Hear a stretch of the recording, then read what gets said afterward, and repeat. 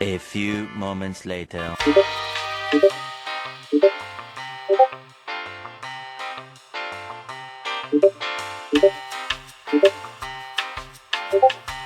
Finally, some good fucking food.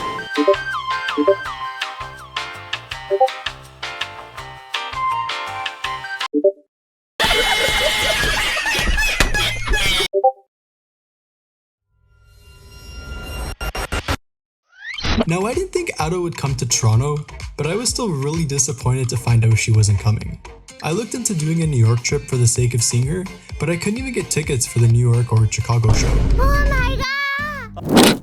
So I finally got to see Ado live after years of waiting, and that leaves one big question. Did it live up to the hype and heavy price tag? I'd say Hibana was not only the best concert I've ever been to, but hands down, one of the best experiences of my life. So I wanted to talk about my time at Ado's recent stop in Toronto, because this 2-hour concert ended up becoming a 2-day event. Before I get into Hibana, I wanted to give some context about J-pop on a global scale, because it makes this tour way more impressive.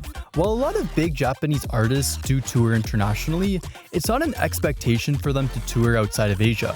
If we take the 10 most popular artists from this year, 6 have performed outside of Asia, but only 2 have actually done a tour outside of Asia. Japanese artists are very reluctant to tour internationally, and rightfully so.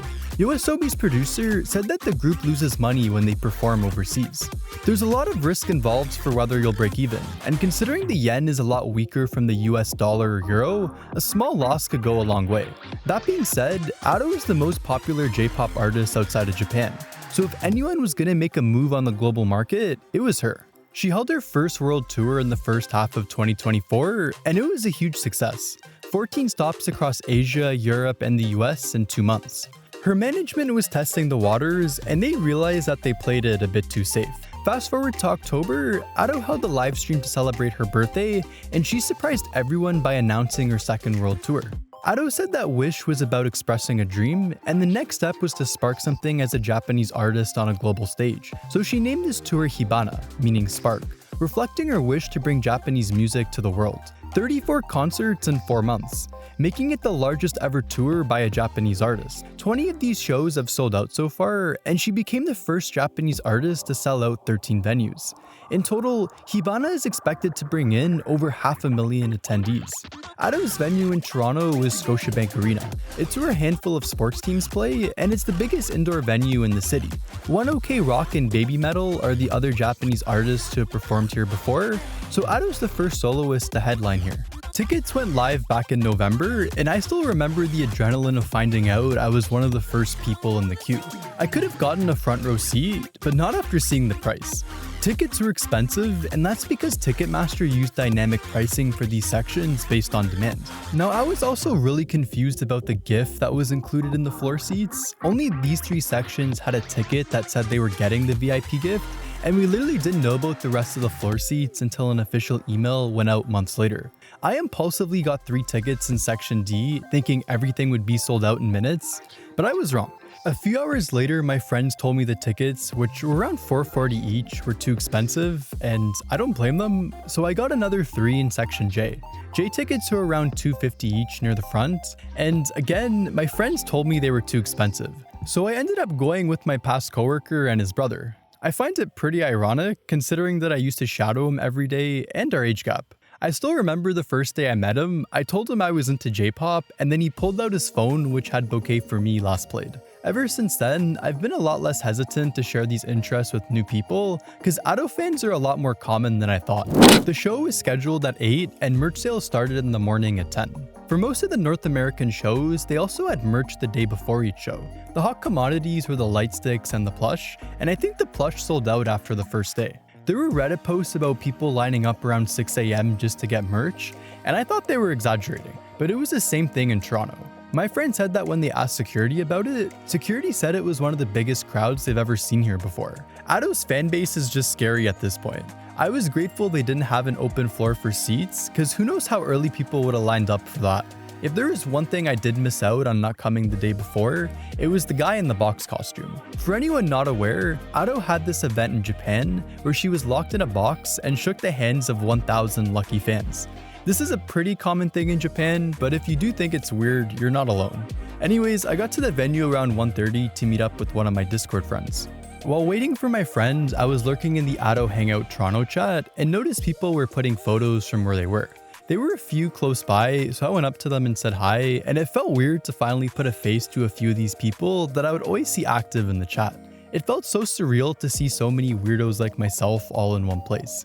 People were taking photos of the 2 album displays they had outside, as well as when Ado Media would appear on the screens. There were also 2 guys practicing their lightstick choreography.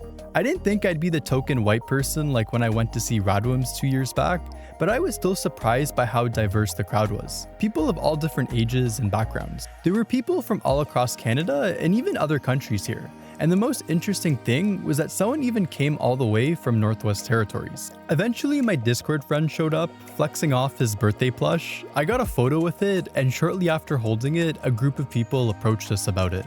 Now obviously when you meet people online, that connection may not be the same in person, and everything they told you may be a lie. But we got along and had a great time together. We spoke to some of the other Discord admins and then walked down to the harborfront and got some boba.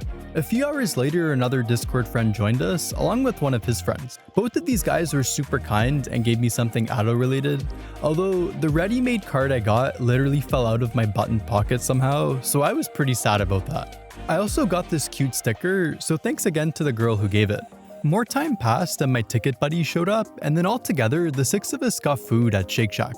It was such a fun time, and I was pretty sad to say goodbye when the doors opened for the show.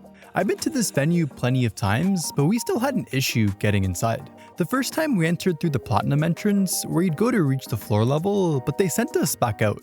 I don't blame the workers, but they clearly didn't get the right instructions. We ended up waiting in the 100 section line and just found our way back to that entrance from before. There's this recently built venue in Toronto called Rogers Stadium, and it's gotten a lot of negative media regarding logistics. I went there for Coldplay, and while the logistics were bad, it took less time to get inside there than here. Eventually, we checked into our seats and then went back upstairs for the merch line. Admittedly, I'm not a fan of the Hibana t-shirt designs, but they were getting merch, so I had to get something. As it approached 8, I started to feel some nerves about whether Ado would live up to my expectations and, more importantly, my wallet. Studio recordings and live music can be pretty distinct, and I've been to enough concerts now to know that just because I love someone's studio music doesn't mean I'll enjoy them live.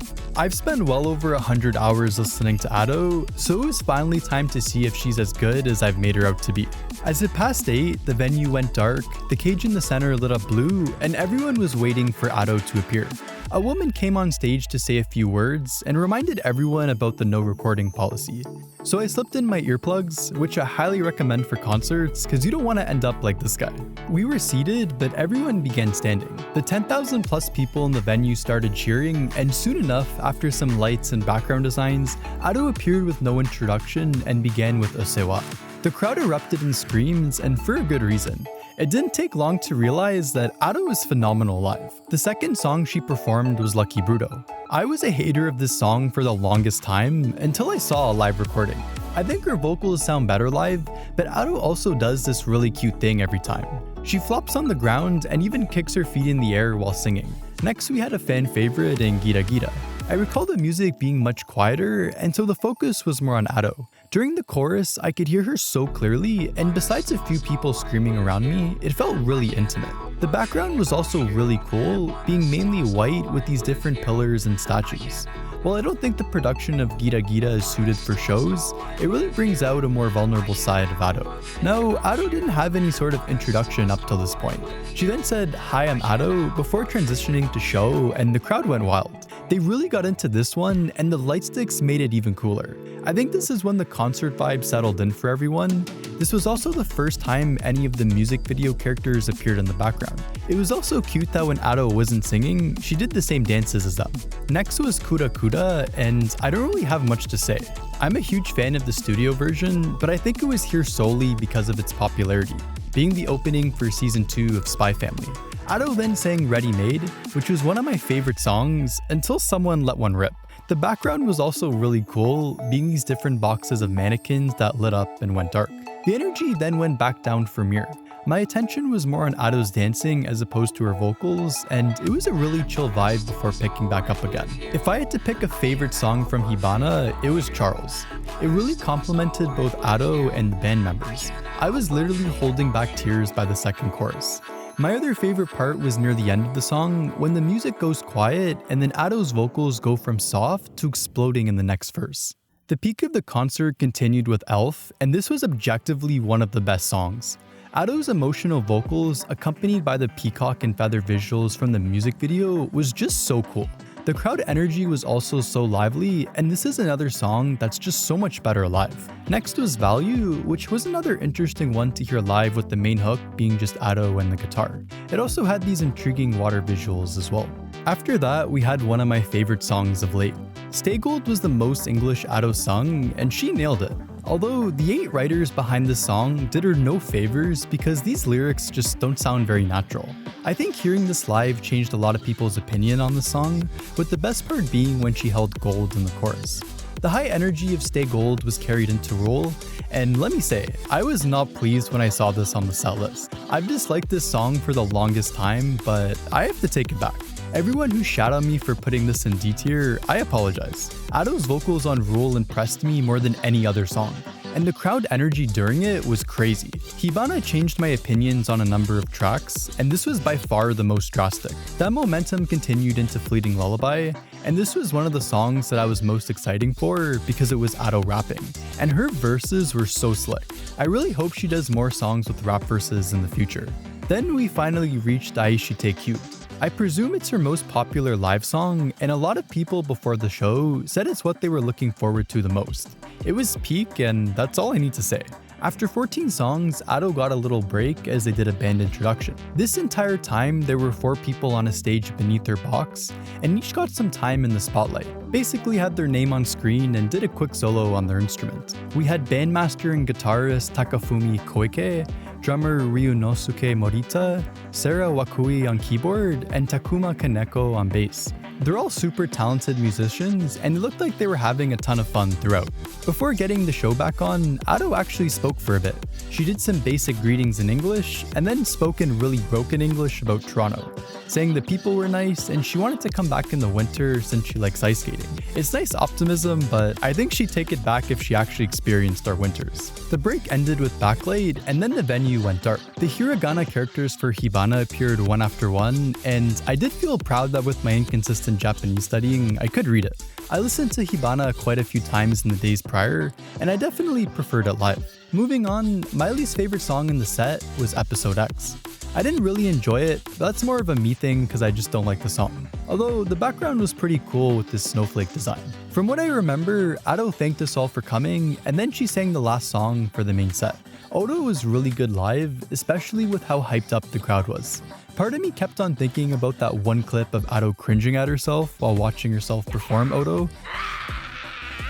But there was nothing cringe about this. As the song finished, the venue went dark again, and then the cage went blue. Ado was gone, and everyone started cheering for an encore. The cheering was really uncoordinated, but she still came back. She started the encore with Rockstar, and if you've seen the Marubeni commercial, it was literally like that. It started with Ado doing the clap and stomp rhythm, and I love how the 4 band members joined in alongside the crowd. Ado then started the woe part, and eventually the band joined in, and the background changed to red as the song title appeared. I'm not a fan of Rockstar, but it's incredible live and definitely feels like it was made to be performed live. During Wish, Ado performed Stay With Me in the encore, and that had me super excited about her doing a city pop song for Hibana. Ado made this tweet about retro songs before Hibana, so I was trying to manifest Remember Summer Days with my timely t-shirt.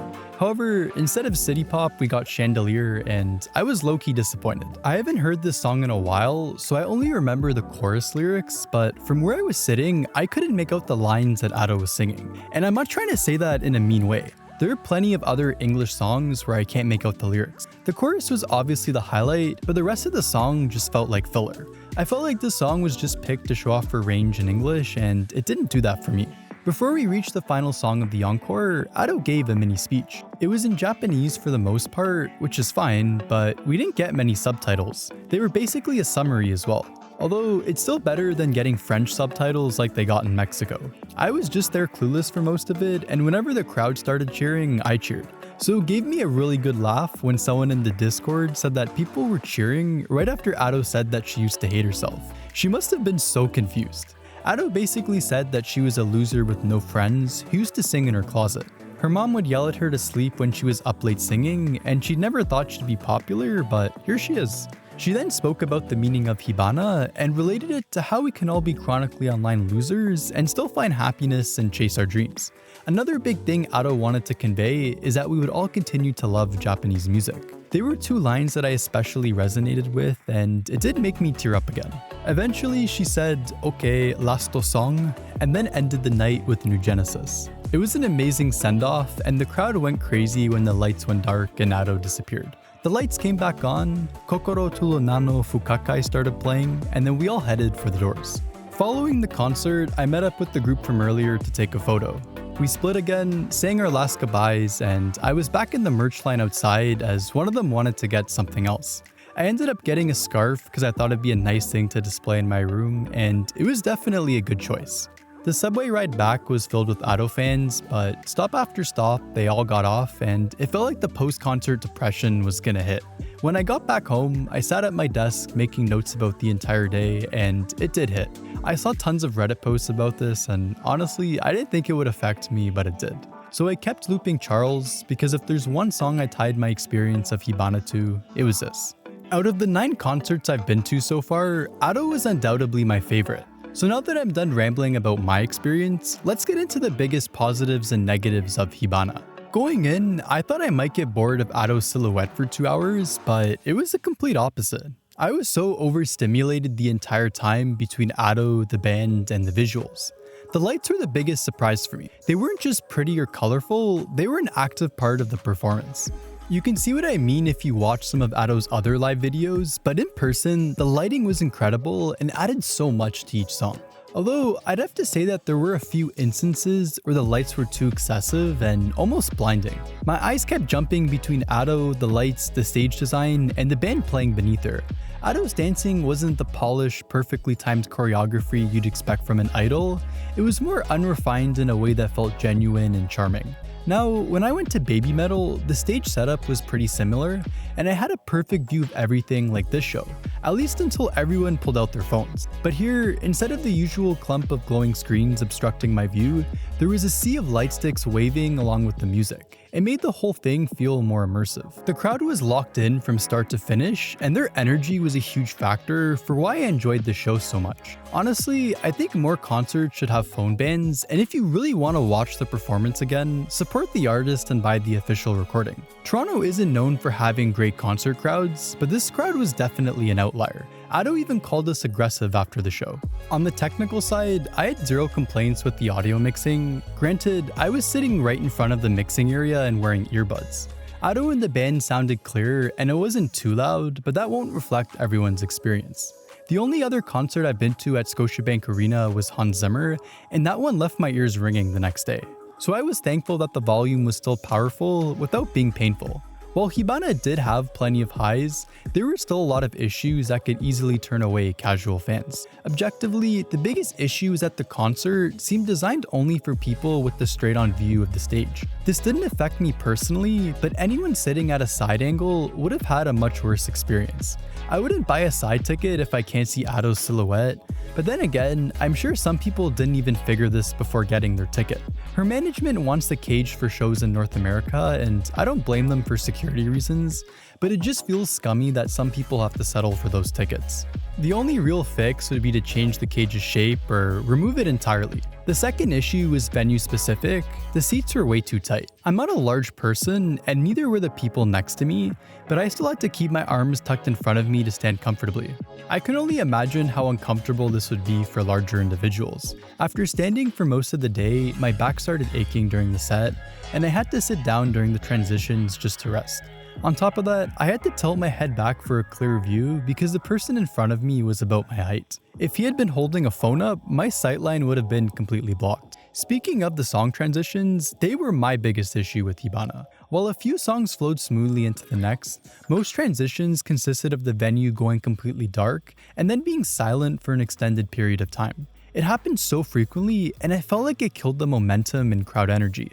If they keep these breaks for the next tour, they could at least use some lighting or background audio to keep the crowd engaged. Another major issue was the lack of English translation for Ato's speech segments. I know a portion of the audience spoke Japanese, but when the concert is supposed to bridge Japanese music to an English-speaking audience, I think we should be pretty critical of this. Crunchyroll probably would have done AI subtitles if they had the chance, but the objective solution is to get a live translator. It's just a cost issue, and I'm sure they made more than enough money to cover one. Outside the performance, there were also logistic problems getting into the venue, but the biggest frustration for me was the merch situation. While I was already underwhelmed by the designs, I wasn't thrilled with the quality either. The stand vendor told me that the print wouldn't come off as long as I avoid the dryer, which has been true so far, but the quality does feel slightly worse than my baby metal t-shirt.